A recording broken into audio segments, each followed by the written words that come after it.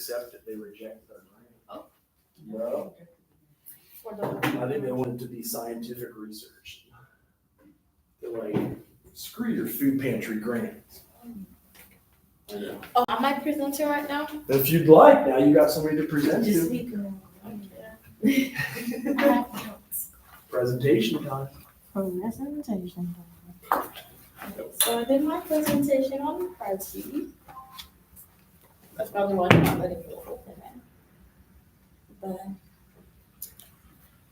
so, well, I guess this is my copy. Where's that? Okay. So the title of my presentation is Understanding Schizophrenia, Diagnosis, Symptoms, Treatment, and Social Work and Mental Health. Okay.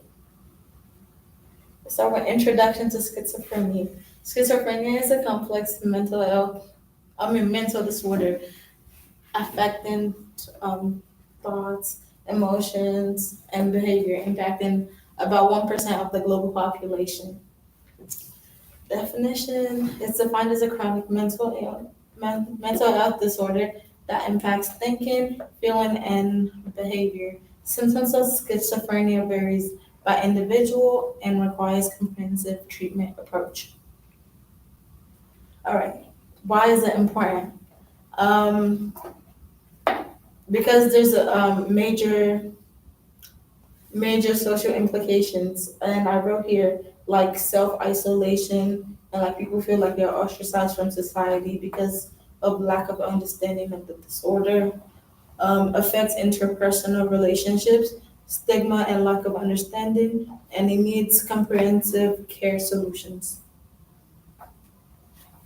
Okay, and also a good thing I learned in my anatomy class was that schizophrenic patients have their brain looks different from a regular person.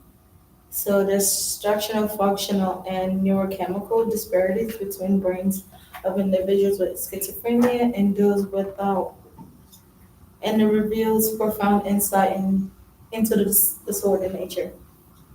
Structural. Schizophrenic brain, it has reduced volume in hippocampus, and that's a part of the brain that stores long-term memory, um, affects visual process and what did I write here? And navigation, and is also the part of the brain used for emotional processing. Increased size of ventricles and frontal lobe atrophy. Frontal lobe is responsible for decision making, controlling emotions, etc., etc. And atrophy just means it's like a thinning or wasting muscle mass. And a normal brain is just typical structural dimensions and proportionate ventricle sizes. Functional differences of the brain. In a schizophrenic brain, it's impaired prefrontal cortex function, abnormal dopamine activity, disrupted neuroconnectivity. And in a regular brain, it's just regular. It works normal and the brain communicates effectively. Okay. Where am I? And then I feel like the biggest part to me is the neurochemical differences. In the schizophrenic brain, dopamine dysregulation and reduced serotonin levels correlate with symptoms. And I looked up what dopamine is, and I think it's the one called the feel-good hormone. Is also known as the reward center of the brain. Serotonin affects mood regulation. Glutamate imbalance affects cognition. In a regular person, their neurotransmitters are normal and they promote healthy and regular brain functions. Now, to diagnosis of schizophrenia. Accurate diagnosis of schizophrenia is crucial for timely and effective treatment, utilizing established criteria and a thorough evaluation process. So, diagnosis criteria DSM-5. For a patient to be diagnosed, they must exhibit two or more of the core symptoms that persist for significant duration, impair social or occupational functioning, exclude other mental disorders, and must be assessed professionally. Any questions so far? I feel like I'm just yapping. That's why they take SSRIs if they have to. Serotonin reuptake inhibitor. Okay, core symptoms. That hallucination, delusion, disorganized speech, catatonic behavior, negative symptoms. And it's gonna be an explanation for those soon. And the diagnosis process includes clinical interview. So they look into the patient's history, family history assessment. They also look into genetic studies to see like if one of your family is out there. Physical examination to rule out other conditions. They use I cannot say that word. Standardized assessment tools and collaboration with family members. Symptoms. So there's three types. I think I wrote it here. What was it? Well, there's three types of symptoms. There's the positive symptoms, negative symptoms, and cognitive symptoms.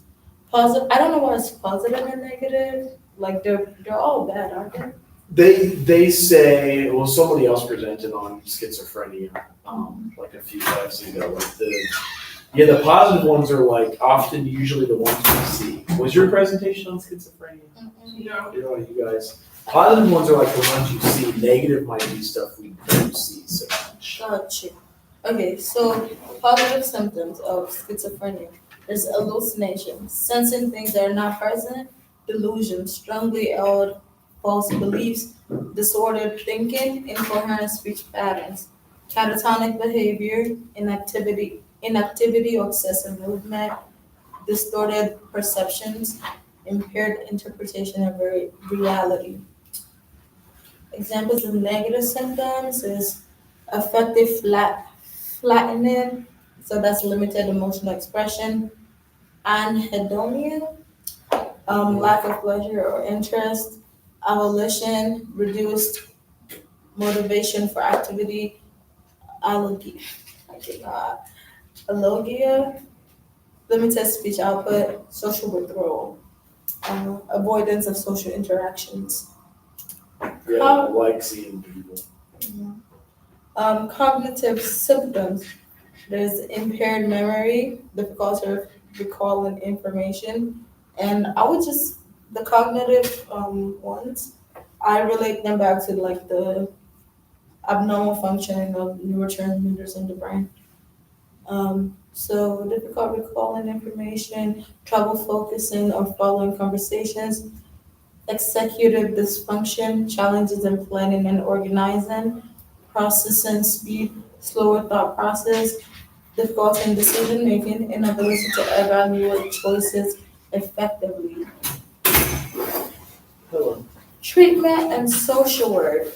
Effective treatment for schizophrenia requires a comprehensive approach, integrating medical care and social support. And medical care is like psychology and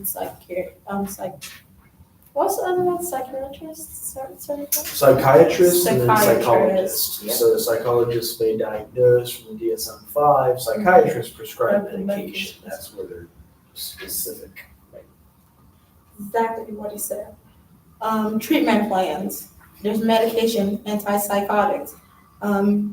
Types of the common ones, there's risperidone and olanzapine is the one I see a lot. It's also used for antidepressant. CBT, cognitive behavior therapy, family therapy for support, psychoeducation for understanding, lifetime management, and strategies implemented. And a lot of treatment plans is not in here, but what I was reading is like there's a lot of support homes for them and yeah, things like that. And also, what I saw was that a lot of patients don't want to rely on medication, so they have to be constantly monitored because they have bad side effects when they stop taking their medications. like they're put in rehabilitation programs too. Intervention strategies. Early intervention program introduced, rehabilitation services, boost skills, relapse prevention, the funny stuff too. Relapse prevention education is provided, job training and support is offered, community resources facilitated for access. Role of social workers with schizophrenic patients. My thing is super long because I just didn't want to put a video. That's okay. It's good to have lots of information because I think you guys all did a video. Yeah. Either way is fine. Okay. We're about to be over. Role of social workers in schizophrenic patients. Community integration initiatives are implemented. Case management for essential services, crisis intervention during emergencies, psychoeducation for patients and families, and support network established and maintained. And conclusion and final thought. So multifaceted approach is crucial. So just approach from the social and the medical sense. Social work plays a vital role. I don't know what to put that. Collaboration ensures effective. Continuous support is essential. And that is my presentation. Yeah. Nice. Long overdue. Any questions? Right. Any questions? Curious about anything at all? Anybody need me to fill out their letter on the Reference? application to the? Yeah. Did you print it? Oh, if I didn't print mine, so bring next class. Yeah. Okay. Yeah. I'll mine's not for next class. You get them turned in. We try to schedule interviews. It keeps us accredited. It saves you guys $15,000 in 1 year of graduate school if you didn't get your MSW to stay accredited. Alright, we forgetting you do have to do interviews for them. Right. And we don't make it awkward or weird, but it is part of the process again that keeps us accredited. So like vetting our social workers, making sure you really want to be a social worker. And Oh my god, do I want to be a social worker? right. Do you guys want any, do you do all the vaccines they make you do here now still too? Do they make us do vaccines? I think. Or they finally stopped pushing that? Like some of them, they made it. They make you do the meningitis one. If you're living on Oh, campus. is it bacterial or fungal meningitis though? I think it's fungal. Really? Yeah. Our vaccines have needed to be updated since like freshman year. Right, well, you can do a religious exemption. I'm just like looking at different stuff that's crazy. I think when you get older, your vaccines are years apart. What did you say? Your vaccines are years apart? Yeah, except like the flu. Right. COVID one. Yeah, but again, some people would prefer natural immunity. I know that sounds crazy, but like. Yeah, I don't get the flu vaccine. Right. Yeah, I know they good medical community makes a lot off of it. Okay. That's my presentation. I'm gonna unplug now. Alrighty. Thanks Anybody? for coming to my TED Talk. Yeah. Anybody do anything for Halloween? Oh, my TED is at home. Nothing, yeah. How was your guys' trip to Cincinnati? It was great. Can I present? Okay. I sent it to you. Do you want it? I think I replied and said I can't open it, or was that? You can't open anybody's. You sent that to me. Did you turn it in on, say, for example, or do you want to try to log in here and just pull it up? I just sent it to you. Right. Oh, I mean, I don't. Like, is it a Google Doc? Is it a like? It's a PowerPoint. Are you able to? I can see if it's turned in. Do you want me to just Yeah. open D2L? I don't know. I'm about to turn this in on D2L because it's You can not just put letting me the link in download there or it. something. Put it like on a Word document. And That's drop what I- the link. Yeah, that's what I sent you. The- Okay. the You can link. open it. The Word document. Was it email? No, I did. I sent it on YouTube. Okay, so then yours Yeah. yours I mine- couldn't open. So like, yeah, just put the link with the like Word document and then like name. And I have my references and Yeah, On the yeah. note. You could also like put a link to this YouTube because you did it here today. There, you know, there's evidence. That's why we do evidence. Course activities, assignments, and then you turn it in on. Before class. And how do you spell your last name? TROTTER. Okay, let's see if it is number 6. Man, it is slow today. Did you guys walk by? Somebody said there was a live demonstration out there or something. Oh, yeah, it just got worse when I came out live demonstration. What happened? Yeah, what was the There's deal? a bunch, there's like 3 guys that like screaming at students saying they're going to hell if you don't repent. Oh, yeah, I Really? seen that. Yeah. And is it? Did they The like? abortion signs. need a Yeah, they're permit? big abortion They had signs. abortion signs. Did they get kicked off or did they get a No, permit? the police said they cannot move them because it's Central is a public university. The police is okay monitoring it. But then Miss Boswell, they screamed at someone in royal court saying, "Oh, cover up yourself because you're going to hell because you're not modest," or something like that. Really? So Miss Boswell came outside, she was playing Michael Jackson, she brought a big speaker, and they're playing Michael Jackson. So Which one is Miss Boswell? I always forget. Is The she- one, There's only one person now. Miss Goldie isn't here anymore. Like, is she the English professor? No, she's No. in charge of like student engagement Like MLE and stuff like that. events on campus. So she, started playing Michael Jackson. Then he starts playing Michael Jackson's in the pits of hell. When Houston is in the pits of hell, like it got so bad it's now. Kind of police told them like quiet, like cut it out, but they got louder. So Oh, they messed. So they did let her play music over them. yeah, Right. Yeah. they that's- just making more noise. so do they go here or it's just? No, regular? they're- No, they're like Grown 3 people. grown men. Oh, grown Yeah. men. They're old men. Like old crusty, like it's on Fizz, y'all. Let me show you. It's farm on boys. It's on Fizz. Are they all farm boys? Right here, And the bam. police are telling them like, don't About engage me. them because that's what they want. I want to see if I would. Oh, I see them in front of the student In center. front of the students. Yeah. Bro, Are they, please be for real. Abortion. Is that a black man? That's what I was gonna say. I think it is a black man. That's a man. No, all of them. He is. I think he is. No, all of them are white. It's 3 of them. All of them are white. just walk past. You just get a good tan? Yeah, he looks mad. Like he looks black, doesn't You he? know, I think he's black. I think he's black. I think it's one black man and 2. Unless if he really went to the tanning bed, like, and that actually. could The work. wrath of God. On the college campus though, like No, he maybe. told, oh, this was even worse. He told the girl, say, oh, stomach goes so your back, the wrath of the fire of God be upon. Like, what? What the fuck? They got to get up on They're my going back here campus. from our class.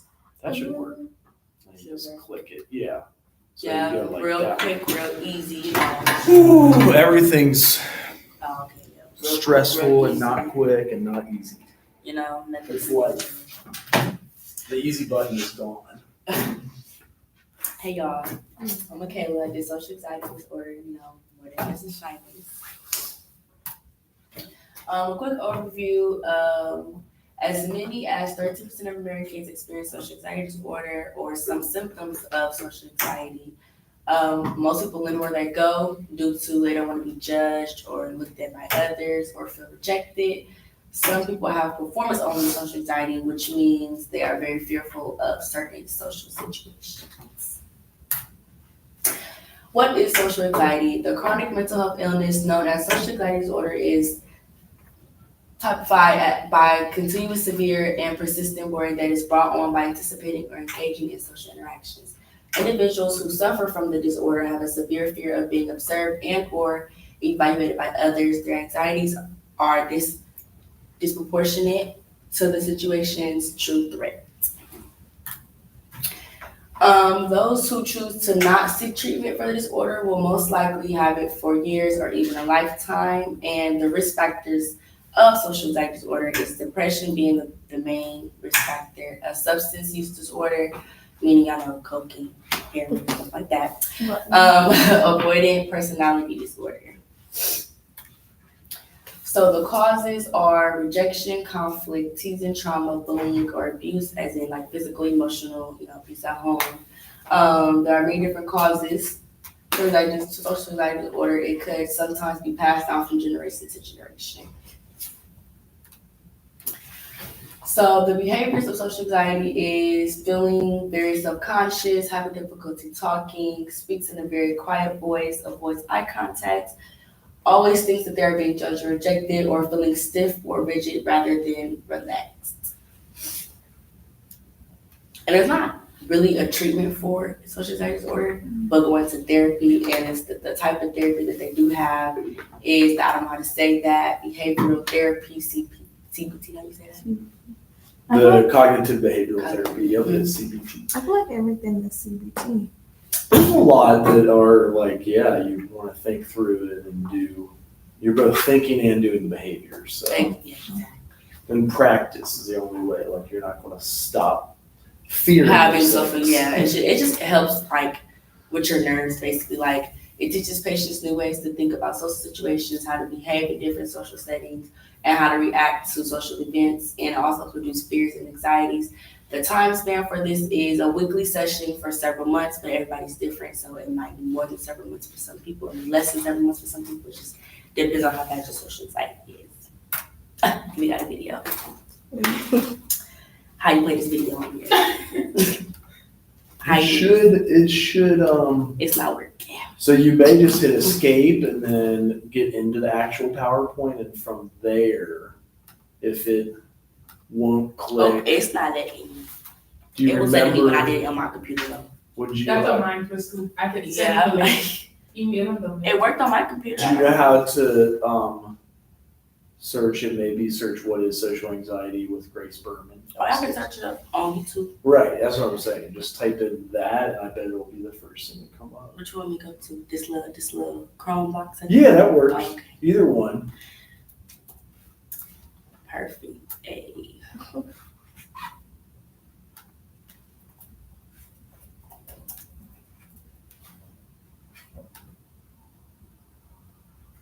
Oh, there she go.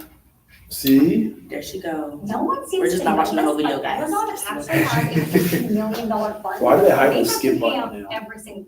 Kids with social anxiety disorder aren't just shy, they are anxiety. Some kids with social anxiety are specifically afraid of performing, but this isn't garden variety butterflies in your stomach. Kids with this type of social anxiety avoid situations where they'll be in the spotlight, like public speaking or trying out for a sport. This might look like never speaking up in class or faking sick on days when they might be asked to talk in front of other students. Other kids are afraid of social situations in general. They might be scared to go to school, eat in public, meet new people, or even just have conversations. Kids often try to hide their social anxiety, but you might notice some symptoms, including physical symptoms like shaking, sweating, and shortness of breath. Lots of anxious questions like, what if I say something dumb, or what if everyone thinks I'm a loser? Tantrums and crying, especially in younger children, and getting upset long before they have to be in the situation they're afraid of. Now let's take a look at how social anxiety disorder is diagnosed. Signs of social anxiety disorder usually start to show up between the ages of 8 and 15. Kids with social anxiety disorder feel such intense anxiety that they either avoid social situations or get very upset during them. To be diagnosed, the anxiety symptoms have to show up when the child is around their peers, not just adults. Symptoms must last for at least 6 months. To get an accurate picture of the child, mental health professionals doing a diagnosis will often talk with parents, teachers, and other adults in the child's life. Finally, let's look at how social anxiety disorder is treated. Children are treated with either behavioral therapy alone or a combination of behavioral therapy and medication. Cognitive behavioral therapy, or CBT, is the top psychotherapy for social anxiety disorder. It helps kids learn to manage their emotions and develop coping skills. A common medication for kids with anxiety is an antidepressant called an SSRI, selective serotonin reuptake inhibitor. But kids who take medication for social anxiety disorder usually do not take it for long. Social anxiety can be serious, but it's very treatable and getting help works. To learn more about the anxiety, how... And that's my presentation, y'all. Perfect. Yeah. Hey, perfect. Any questions? That was just long overdue. Any social work applications? You guys can see what we presented at the All Ohio Conference yesterday. in Columbus. Oh, that's what you had gone with, the seniors. That's why you didn't show up to class yesterday. That's right. That's why I put the announcement out right at. Didn't see the Really? announcement. No, That's sad. I showed up to class. I was so upset. I did put it up. I didn't see it. Don't know where I was. You got a freebie. You got all the time to work. Oh my gosh, they said somebody come spit on their thing. This is them. What? They say y'all come spit on their truck. They truck they got outside. Oh, like students are spending Yeah. their trip. Oh boy.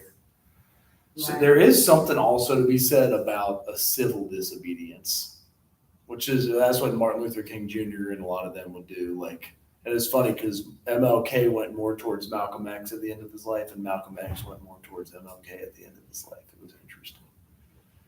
So we presented with graduate students from the University of Dayton yesterday. Mhm. And their counseling, we're social work, that's why we did this presentation, is building counselor and social work professional identity through learning. I wonder if you search this on the internet, if this comes up. What do you guys think? Won't hurt to try. I know. I think they're trying to sell me. Oh, man.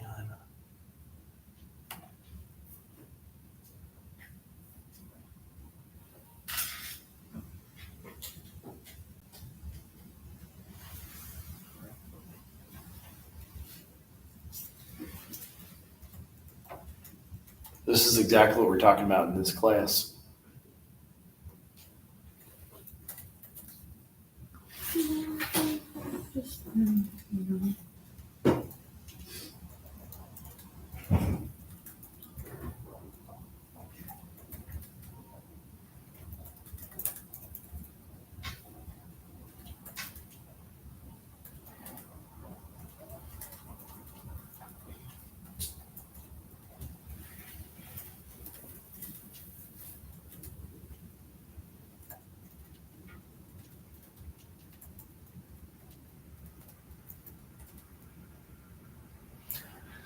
Don't you have to be like a sophomore too? To go up. Like the application, Mhm. our application Yeah. is geared towards sophomores or juniors. Are you guys all sophomores? Yeah. Why?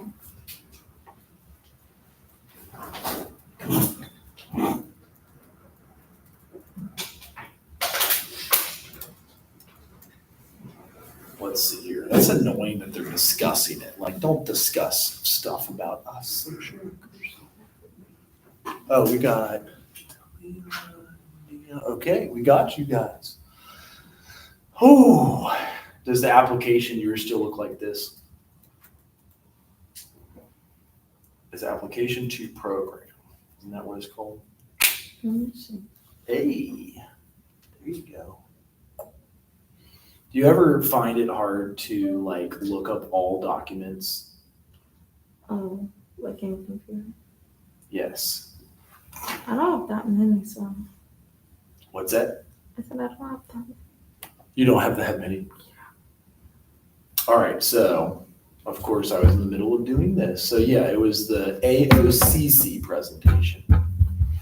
Did you guys see all of our, how do we get this stuff out that we all presented together? Isn't there like a email thing for social like favor assignments? Right, that was all of us who presented mostly That's yesterday. my mentor. See? Selma. See? So we all presented. She is a GA for us. She's great. Let's see if this shows it. It does show it. Look. Maybe not. I don't know though. Whoever published this. How are you? I'm good. So we presented yesterday on, you guys do know the difference between counselors and social workers? Because there's not a ton, honestly. Counseling does not offer a bachelor's degree. You have to get a master's, therefore it's always a 2-year degree. Social work, we get a bachelor's, and if you get that, you could get a 1-year master's. You're both clinically trained in both of them. You will learn how to diagnose people, how to do treatment planning with them. Let's make sure. Is it bigger when I do that, or is it bigger when I do this? It's actually smaller for me that way. I gotta look at it here, because I'm blind. It's bigger for us. I know. Easier So, this grant, and I hope we get one for you guys, gave every student a full scholarship, 8 or 10 of them. Yeah, that's why it's a big effing deal. So it's the Behavioral Health Workforce Expansion Program, because in Ohio, they need a behavioral health workforce expansion. We did the panel and then student experience and breakout groups. So, I didn't know they had, you guys can scan it. Hey, let's see if it works. Will it work up here? How big does it have to be? You gotta zoom in some. Oh, Does it work from your seat? it probably will, yeah.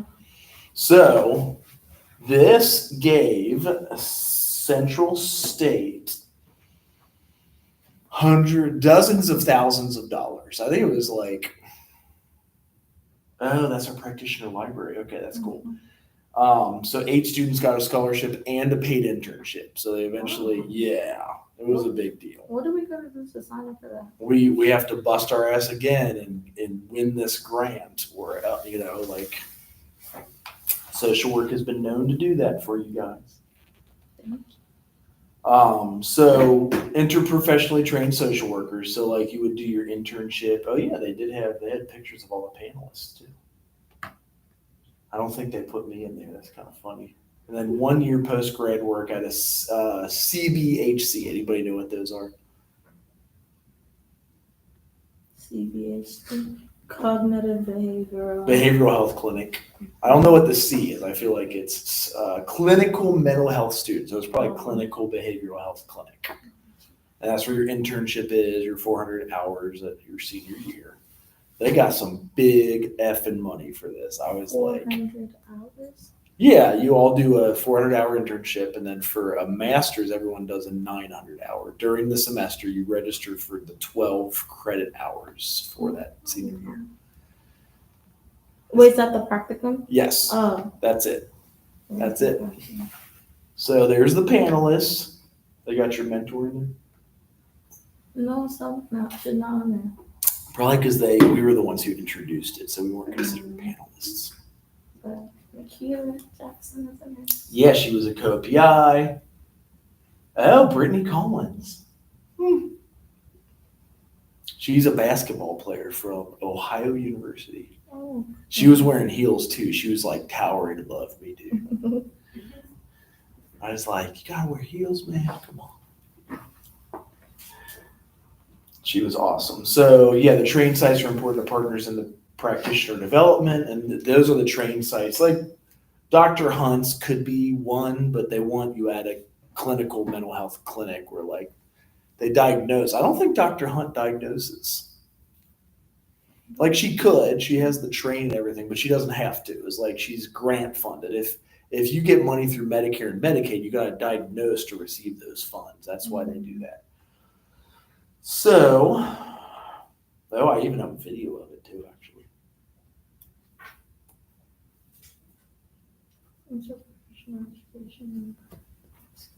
See if I make it. I know it's a little smaller this way for you. But let me see if I can. Oh, I bet you it's this. No, oh, okay, yeah, see? Does it just show it? We did as best as we could to capture it, but then right next to us, somebody was presenting that was like so loud.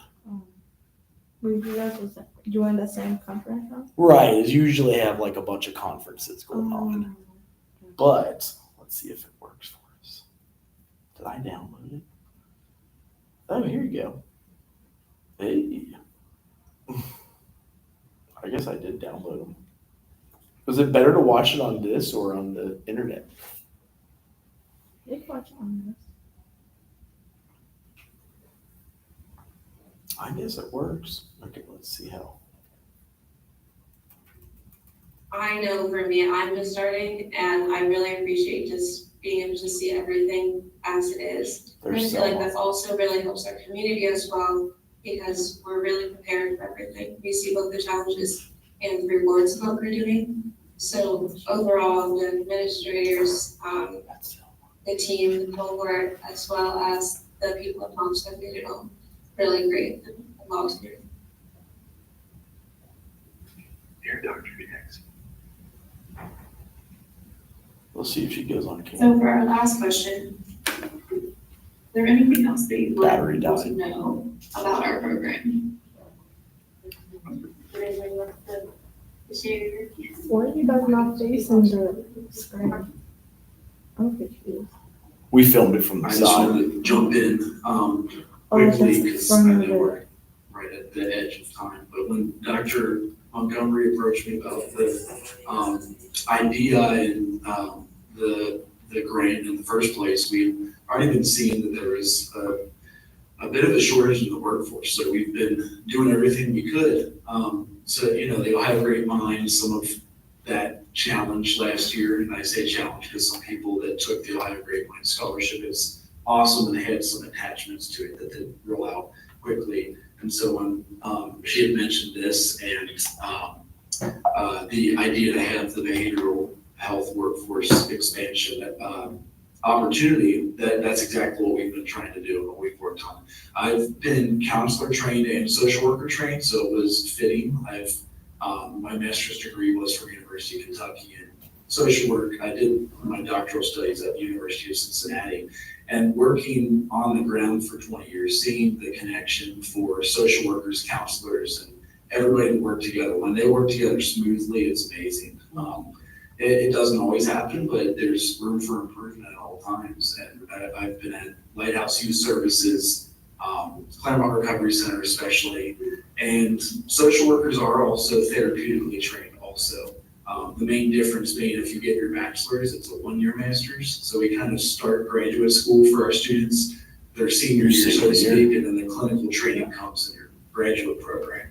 So knowing that, and then also having the case management, all of the things to work smoothly, just almost simply Maslow's hierarchy of needs. When the basic needs are met, you will see counseling being received more easily and more regularly.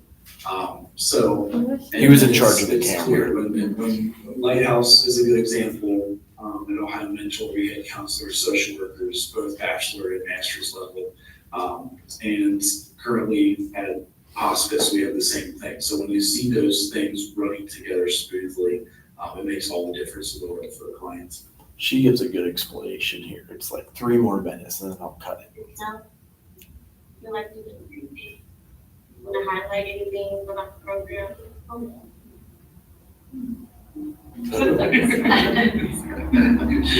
We're still learning how to work together. She's a counselor. So my research area and the focus of my work is interprofessional education and practice.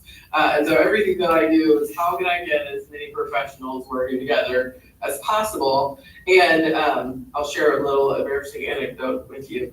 The first time I ever taught as an adjunct, I was in not the first day of class, but the first class I taught was an intro to clinical mental health counseling. And it was the day that we were talking about all the different mental health professions.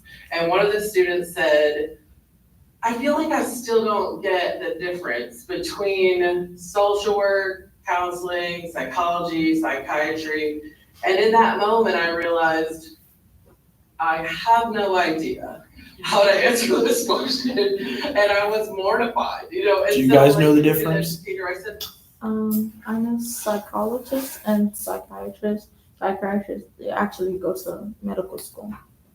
Correct, psychiatrists Actual do. Doctors and psychologists. Psychiatrists do. Psychologists get a doctorate and they can't prescribe meds. Psychiatrists do go to medical school and prescribe medication. Social workers and counselors, I don't know, bro. Right, I have my doctorate, but I'm not a medical doctor, so I can't prescribe medication. I think she does 2 more minutes, then we'll call it. well, let's open it up to the class, see what everyone has to say. And then, people shared their different ideas and I kind of summarized with, yeah, pretty much, it's that, yeah. But I think that set me on a personal, professional journey to figure out what are the similarities and differences? How do we work together? Because in our training programs, we are very much working on the professional identity of our individual professions. And as soon as we get into the field, we are immediately working with every type of profession, as well as non-mental health professions, right? We call it allied professions. And so this type of program, we hope will create an example for other schools to do similar type of training things. But also, if you are in an agency, if you are in a leadership role, if you're in the community, even if you're a private practitioner, I also am a private practitioner, seeking out opportunities and creating opportunities for us to talk about how to work together, not just to do the work together, I think is really important. And it's one of those things that helps us with burnout, right? Because then we learn how we're supporting each other. And, historically, our professions have fought for funding, we fought for clients, we fought for some grant money, all of those kinds of things. We fought for recognition, and really the work that we do is so complementary, and there is so much need that there's just been enormous I don't know, would you do that? use of our efforts, right? We really ought to be looking for every way that we can to work together. So I want to thank this group in particular for being willing to, not just to be on this panel, but being willing to jump into a program that we are making up as we go along, right? And to try it out, and they've done just an incredible job. So that was yesterday. We did run through some of the panelist questions. How mentorship, you guys mentioned that, mentor, supervisors, peers, program admins in support of your professional development. And we had the students answer these. So this is why I say you guys shift sometime between here and your next year to sitting back watching school like it's a movie. You get to sit back and just watch everybody. The teachers are your entertainers. You turn in assignments to performing. You're going to go out in the field and you are going to be the doer. You're going to be out in the field, learn how to do it, how to assess the situation, even diagnose somebody. Like we give you that ability. You could know. You would have to, with your license and a bachelor's, you have to get it signed off by a supervisor, but you can diagnose. And that would be, this is their practitioner training content area, and then that library. Is there a way to go to these things from here? You know what I mean? Do you need a camera to do it? I've never tried to access it. I know. Let me see. I got an idea. No, That's why Max. It's still the library in Dortmund. Yep. There's something about the local library doing. It does. All right, we'll go It's a practitioner, to. I'm just going to text it. How about that? BHWEP. So, full scholarship, a laptop, and there we go. That was what they got? Yeah, and a paid internship. So what made them qualify to go to this thing? That they were doing an internship this year. Oh, like seniors. Oh, so it's not everybody. I'm like, when did I miss this information? It came out fast, just like anything with money. That's just how it is. So, so this is one of the practitioner library things that they have. That was our presentation. What questions do you all have at this point? Nothing about that. I remember now too, because we're getting towards parenting styles. Because this one is actually good, because parenting styles do that. Okay. Oh, that's nice to know. Temper tantrums are almost non-existent after age of 4. So you keep relearning this stuff. Because I have a 3 and a 4-year-old now. That is nice to know. That's news to me. And 2 and 3-year-olds react aggressively to parents who set limits versus older children who act aggressively to peer conflict. In fact, I always find myself snapping a picture and sending it, so it like reminds me and my wife that it'll be over soon. But they're crazy. There's light at the end of the tunnel. There is. Then But- teenage age comes. So our last thing, and we'll probably re-show this Monday, but you've got all these parenting styles, and I'll make it big because it's hard to see. Oh, it is a little bigger. And you might have to look at this several times till you learn it, but these are, in the licensure exam, these are what they'll ask about. Oh, Like- similar to the first two. Authoritative and authoritarian are very similar because they're both high in control. See that dimension? Yeah. They're controlling. It doesn't need to be in a bad or a good way. But say like authoritarian, yeah, they're strict and inflexible. High expectations, punishes rather than disciplines, the tiger mom.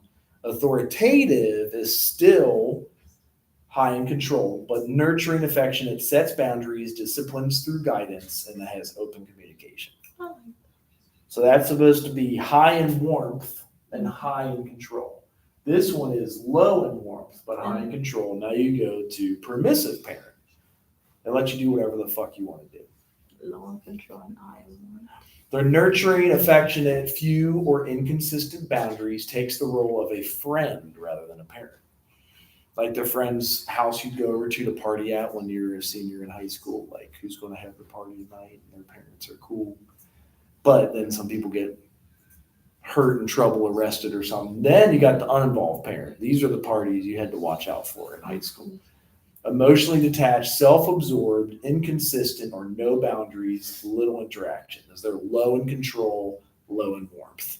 Maybe they're doing their own drinking and smoking. So you're like, we're going to go to their house and just stay in the basement.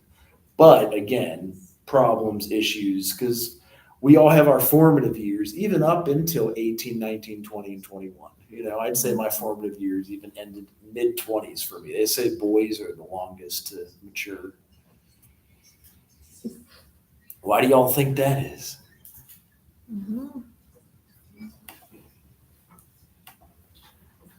So to understand, go ahead and answer.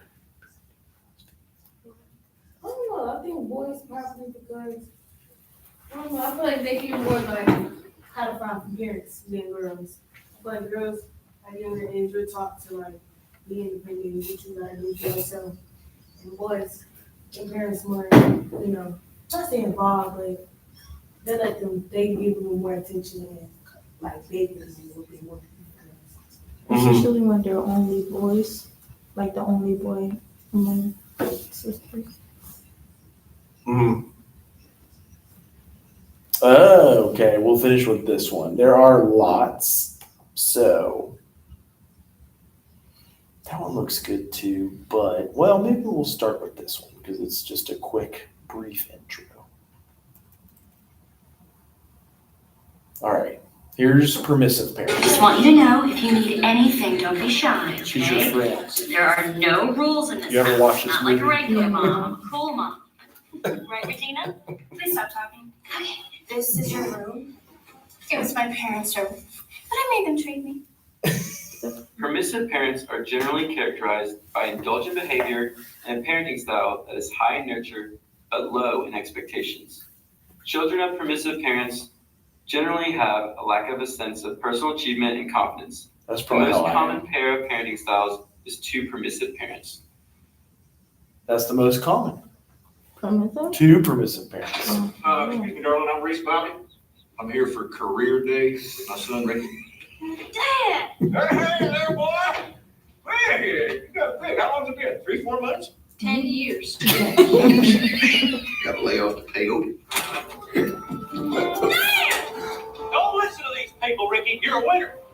You got the gift. Always remember, if you ain't first, you're last. Well, you told me that day at school for career day. You came in, you said, if you ain't first, you're last.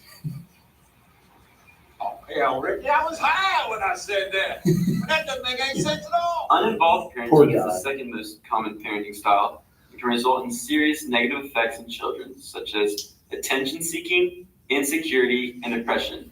This parenting style is low in nurture and expectations and is characterized by apathy and distant involvement in the children's lives, where the parents have no concern for what their children are doing and are It's a rarely nice even house aware they of what's have, though, going on in isn't their it? lives. It's a big ass house.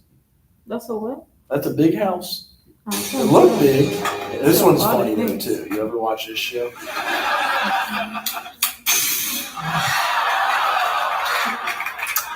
Yep, he thought he could sneak out. Oh, So, this is the What 90s now, show. Ochi Man? I want to tell you one thing. Playtime is over. Your friends are no longer allowed in the house. Wait, what? No, we'll talk about it in the morning. Fine. We'll talk about it in the morning. We'll talk about how your friends are no longer allowed in the house. Authoritarian parenting is characterized by little nurturance but high expectations. Punishments are often given with little or no explanation. This parenting style results in feelings of inferiority throughout the child's teen years. Their fear of failure impacts much of their decision-making, resulting in low self-esteem. Took the keys and the phone. DJ, you go on ahead. Steph's a little nervous about her first day at school. I'll make sure she gets there. Sweetheart, don't you want to go to school and be smart? I'll stay home and watch public television. Come on, Steph, spill your guts. Why don't you want to go to school? Because I don't know anybody. I'll be all alone. It'll be real scary. I won't know anybody. And I won't have any friends. Authoritative parenting, which is high in nurturance and expectations, leads to the most positive outcomes in children, including better emotional adjustment and performance in school. I better Parents who start doing demonstrate that, this huh? style are active participants in their children's lives, I don't showing think their parents children make the support kids, while also following like, through with once discipline. they fight, they make it, that's what my aunt does. They bust them. Like, you have to, I don't care if you don't like each other right now, you have to get out. Right. I actually do like this one. I would show the other one, but the other one could be for next time. This is way short. The health class film guy isn't the best. What's that? I feel like Isn't the best person to talk to your kid about vaping. Parenting is. Parenting styles also change. They do. Like, You're right. You're right. Because I feel like my parents, yeah. What? Wait, what? Did I thought I freaking played it. Maybe it's this one. Empower your students to be more authentic, impactful writers with Grammarly's comprehensive. Don't they just use ChatGPT for free anymore now? Here you go. In theory, there are only 4 styles of parenting. Authoritarian parents are controlling and demand obedience without considering the child's point of view. Permissive parents are loving but don't exert any control. There are no rules. Authoritative parents are firm but loving. They encourage independence within limits. Neglecting parents are uninvolved and often uninterested in their own child.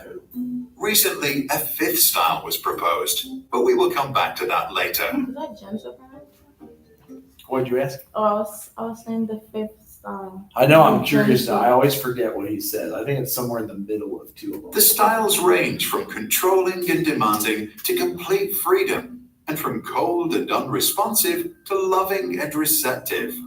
Each authoritative, permissive, authoritarian, and neglectful parents have their place. To understand what it means to grow up with parents from each end of the spectrum, we can imagine the lives of 4 children. Sarah's parents are authoritarian. They love their girl, but they believe that strict rules are important to make Sarah become well-behaved and fit into society. If Sarah cries, she's told to stop. If she talks back, she is sent to the corner for time out. If she forgets to take care of her chores around the house, she is not allowed to play with her toys. Sarah learns that suppressing her emotions and following her duties is the way to get through the day. To get the love of her parents and to avoid making them upset, she becomes obedient. However, because Sarah was never allowed to decide for herself or follow her intrinsic interests, as an adult, she doesn't know what she really wants. She begins living a life that seems perfect to her parents and society, but might leave her unhappy on the inside. Permissive parents, like those of Peter, enjoy their little boy so much that they believe they should fulfill all his wishes, give him full freedom, and never say no. Peter enjoys full control over his parents and gets whatever he wants. If he doesn't want to walk, he'll be carried. If he wants ice cream he gets. If he wants to play games, he'll be playing them all night. Peter grows up completely without borders and does whatever he thinks is right. He never coped with conflict, and he did not learn to control his emotions. The fact that he always got what he wanted made him a bad loser. As he grows older, he often acts inconsiderate and doesn't know his limits. Arthur's authoritative parents respect their child's needs, but believe that kids need freedom within certain limits. Arthur can freely play, but when he's done, he needs to help tidy up. He is allowed to eat ice cream, but only on Sundays. Screen time is limited to 30 minutes a day. There may be conflict, but the parents listen to what Arthur has to say and then lay down the rules. Arthur learns that some things are difficult, but his parents give him all the support he needs to get through it. He develops the strength to endure hardships and to continue following his interests and passions. In class, he bravely expresses his own opinions in an appropriate manner. During breaks, he can show his emotions and act freely. As an adult, he agrees to rules only after they have been discussed and he feels like he understands them. Neglectful parents are usually not present in their children's life. Nora often feels completely alone in the world. It's interesting they put a businessman on this one, because I actually think more of like a drug addict or a alcoholic. But you could do it with business, overworking, workaholics. She experiences full freedom to do anything she wants to and has plenty of imagination, but she never receives any feedback or even attention. So now that it's explained this way, I think these are the kids' houses we went to parties at in high school. Nora realizes that it doesn't matter what she does because no one cares anyway. The lack of attention leads to a lack of trust in herself and others. She becomes insecurely attached, unable to form healthy relationships, and develops a negative image of herself. That's great. To stop feeling unworthy of love, she tries not to feel anything at all. Drugs. In recent years, over-involved parents who are present in every aspect of their child's life are often referred to as the fifth style. These parents are also known as snowplows, removing obstacles out of their kids' path, or helicopter parents who hover about and micromanage every aspect of their child's life. Since they won't let their children do anything alone, the children can't learn to overcome challenges by themselves. What's that? Oh, I said I hear teachers complain about this so much. Right. Especially in like middle school and high school. Right, yeah, that's probably why it's a new definition. Yeah, like why is my kid failing? Your kid did not do the work. Right, yep. Research infers that these children don't like to solve difficult problems, lack perseverance, and may even procrastinate in protest when something requires a lot of effort. Since most research on parenting is based on self-reports and was done in the US and Europe, it is not clear how strongly the observed effects will hold up in controlled observational experiments or in other parts of the world. The 4 parenting styles were first introduced by psychologist Diana Baumrind. For good parenting, she advised balance of demandingness and responsiveness. Add to that the wise words of Maria Montessori to never help a child with a task at which he feels he can succeed, and parents should do pretty well. What do you think? Should parents resort to a specific style, or should they decide what's best to do in a given situation as long as they don't neglect or abuse their child. To download this video without background music and learn more about the topic, visit sproutschools.com for I a like free the master. stupid background music, actually. It makes you feel sleepy. Yeah. Well, any questions? I feel like those kind of break it down. Yeah. I feel like we should have done this alongside the type of attachment. With attachments, how you build attachment. Well, that's why it is kind of the same show here. It might have been the previous one, but probably because you do build the attachment even before early childhood. Like you start building attachments. And that's tough too, because it really does affect how you grow up. Oh, look, hey, we get some money coming, man. So now return. So much. Hello? Hey, you know, Nikita's here. She's usually Mondays, but you could set up a Zoom with her like any day if you just like call her, email her. She'll Zoom with you right now if you need it. She's got the baby. Any questions? Are you at this scheduling point? classes? You mean like next semester you guys need a class? Yeah. So they have you guys do that, but I can like take the hold off and then you have your check sheet and then you have where you look up your grades.